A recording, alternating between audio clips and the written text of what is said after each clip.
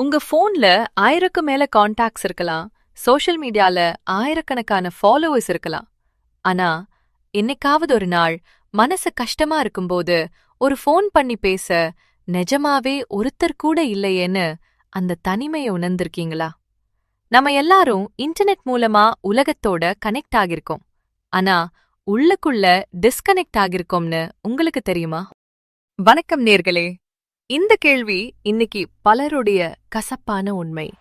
Mister motivational Tamil வழங்கும் mister and Mrs பாட்காஸ்டின் episode 14க்கு உங்களை அன்போடு வரவேற்கிறோம். போன எபிசோட்ல ராஜேந்திர சோழன் எப்படி கடல் கடந்து போய் நாடுகளை இணைச்சார்னு பார்த்தோம். ஆனா இன்னைக்கு நாம வாழப்போற இந்த டிஜிட்டல் உலகத்துல டெக்னாலஜி நம்மளை சேர்க்கிறதா இல்ல பிரிக்கிறதான்னு அலசப் போறோம். இன்றைய தலைப்பு டிஜிட்டல் தனிமை, திரைக்கு பின்னால் மறைந்திருக்கும் நிஜ மனிதர்கள். சஞ்சீவ், இப்பெல்லாம் ஒரு ஹோட்டலுக்கு போனா கூட 4 பேர் ஒன்னா உட்கார்ந்திருப்பாங்க. ஆனா ஒருத்தரோட ஒருத்தர் பேச மாட்டாங்க. எல்லாரும் அவங்க போனை தான் நோண்டிட்டு இருப்பாங்க. இதுக்கு எதுக்கு ஒன்னா ஹோட்டலுக்கு வரணும்? இதுக்கு பேரு தான் ஃபப்பிங். அதாவது பக்கத்துல இருக்கிற மனுஷங்களை விட போனுக்கு அதிக முக்கியத்துவம் கொடுக்கறது.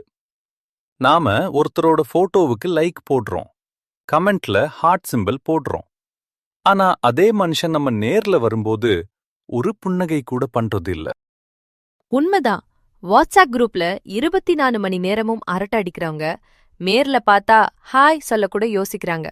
டிஜிட்டல் உலகம் நம்ம கிட்ட இருந்த நேரடி தொடர்பை பறிச்சிடுச்சுன்னு தான் சொல்லணும்.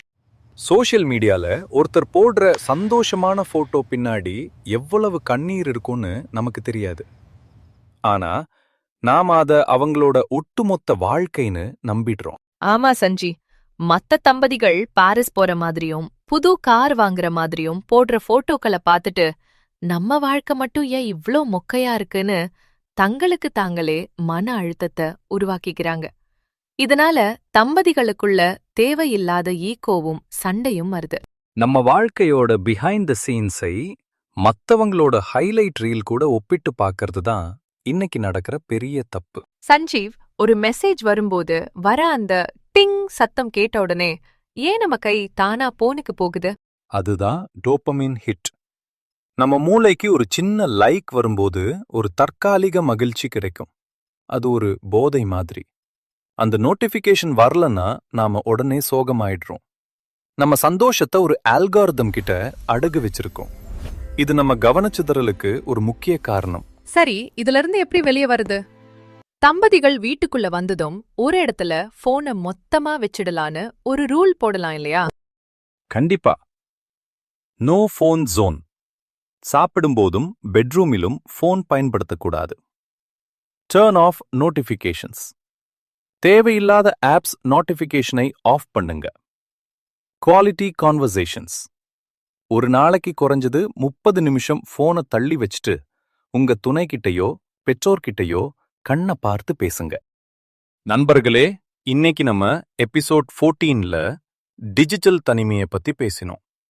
எபிசோட் 13ல ராஜேந்திர சோழன் கடல் கடந்து நாடுகளை இணைச்சதை பார்த்தோம். நம்ம இப்போ இன்டர்நெட் மூலமா உலகத்தை இணைக்கிறோம். ஆனா நம்ம மனசுக்குள்ள இருக்கிற இடைவெளியை குறைக்க முயற்சிப்போம். நீங்க ஒரு நாளுக்கு எவ்ளோ நேரம் ஸ்கிரீன் டைம் வச்சிருக்கீங்கன்னு கமெண்ட்ல சொல்லுங்க.